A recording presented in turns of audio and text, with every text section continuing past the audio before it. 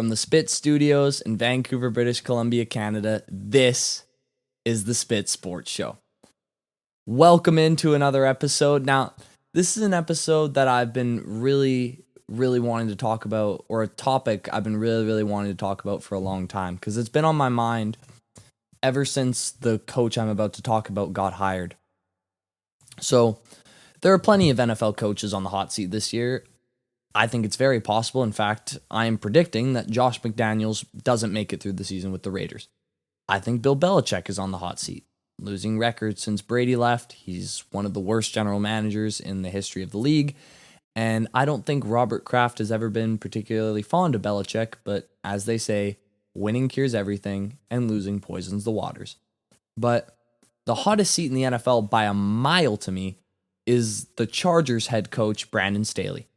For those of you who don't know much about Staley, he is a defensive head coach who made his name as the defensive coordinator on the 2020 Rams team, which had a great year and had the number one defense in the league.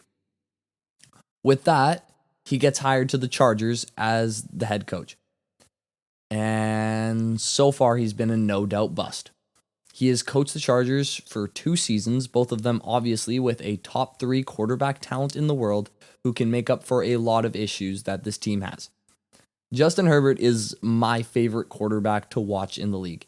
He's got guts. He was a 4.0 biology major at Oregon, so he's incredibly smart, and his arm talent is only behind Mahomes and Allen in terms of wow throws. Throws that make my jaw drop. He can fire rockets through keyholes. I'll never forget that win and get in game against the Raiders a couple years ago.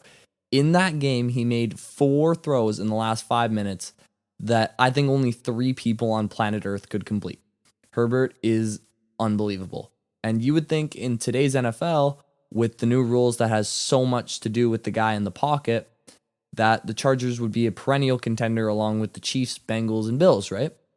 Well, no. They missed the playoffs in Staley's first year, thanks to the aforementioned win and get in game, where Staley called one of the dumbest timeouts in NFL history, which forced the Raiders to kick a field goal and win the game. And last year, they barely squeaked into the playoffs at 10-7 and lost in the first round after having a 28-0 lead at halftime. So why is that? With a superstar talent like Herbert, it's not a hot take to say the Chargers have underachieved for his couple years there. And like I said, when I watch the Chargers, which I do a lot, I never think to myself, yeah, man, Herbert blew that throw, or, he could have made that play. The reason for the Chargers' underachievement so far, I think, has been their head coach. Staley has been there 2 years. In his first year there, the Chargers were 30th in defense, and they were 21st overall in team defense.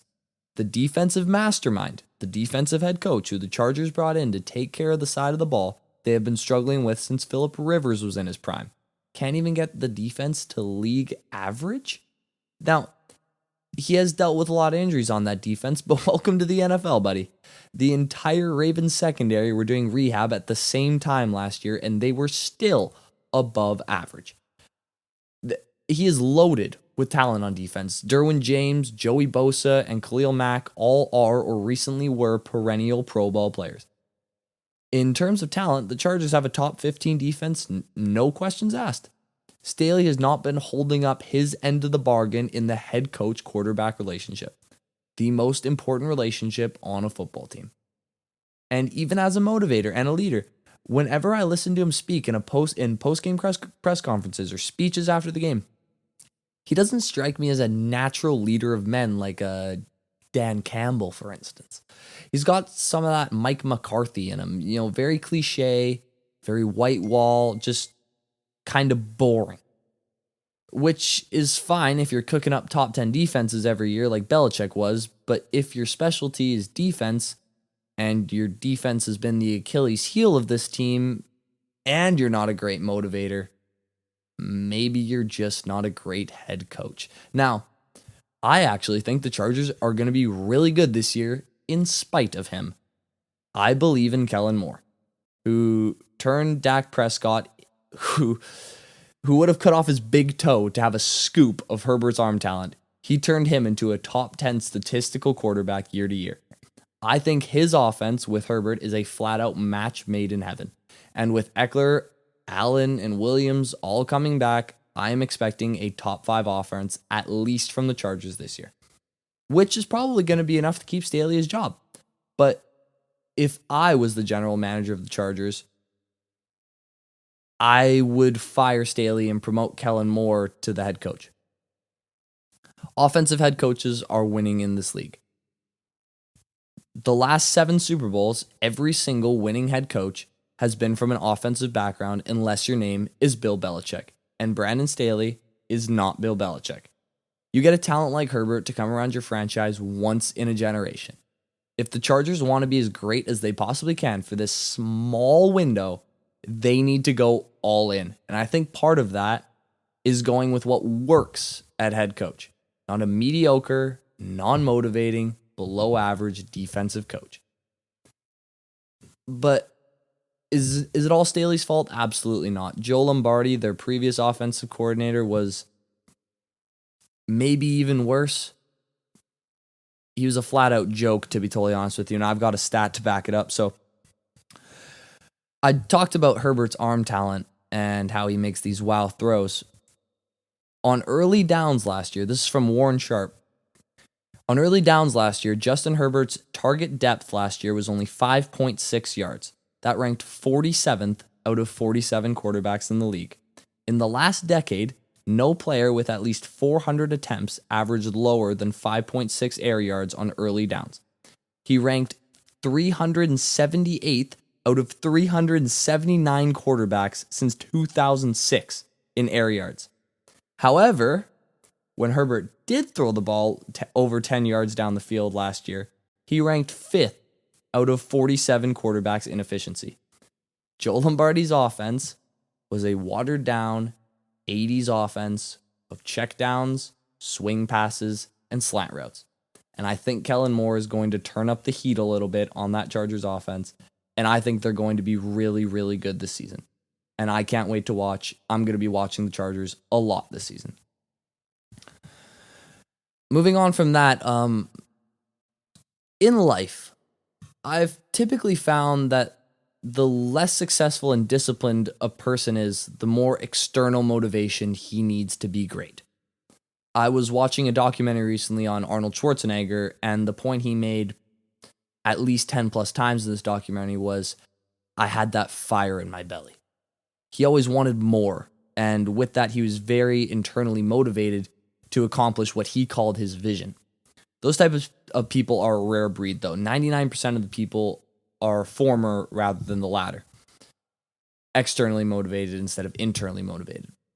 Now, what does this have to do with sports? Well, Commanders head coach Ron Rivera came out a couple days ago and said some players were, quote, a little concerned with new offensive coordinator Eric Bieniemy's intensity at practice over his first few weeks of training camp. It's funny, he was the OC in Kansas City for 5 years, coached Patrick Mahomes for 4 of those years, and we never heard a peep out of anyone talking about Bieniemy's intensity with the team in training camp. We heard about some shouting matches between him and Mahomes during games, which I don't want to say is a common thing, but it's definitely not uncommon.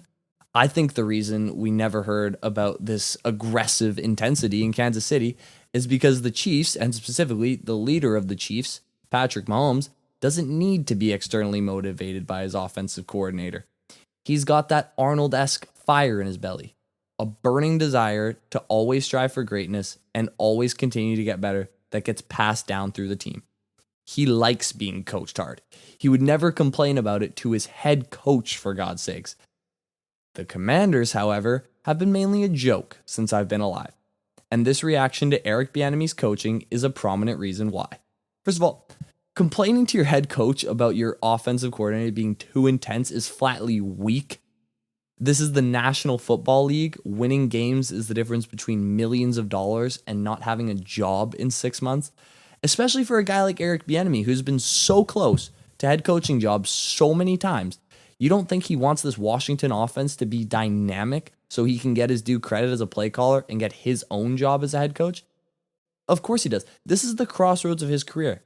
This stop determines whether he remains an OC for life or is out of the NFL or he gets the job he's been wanting his entire life. I think Eric Bieniemy has that fire in his belly, the desire to move up and do what so many general managers have told him he can't do. And I think that he can see that these Washington players who have been accustomed to losing and mediocrity need some loud external motivation to be as great as they can be. Whoever told Ron Rivera this should be ashamed of themselves. Too intense at an NFL training camp. What a joke, man. No wonder Washington has been the NFL's no man's land for a decade. Crap like this. Just unbelievable stuff. Anyways, as always, thank you guys so much for listening and watching. What did you think of today's episode? Was I too harsh? Was I right on the money? Let me know in the comments below. The Spit Sports Show comes out 3 times a week. And as always, thank you guys so much. I'll see you in the next one.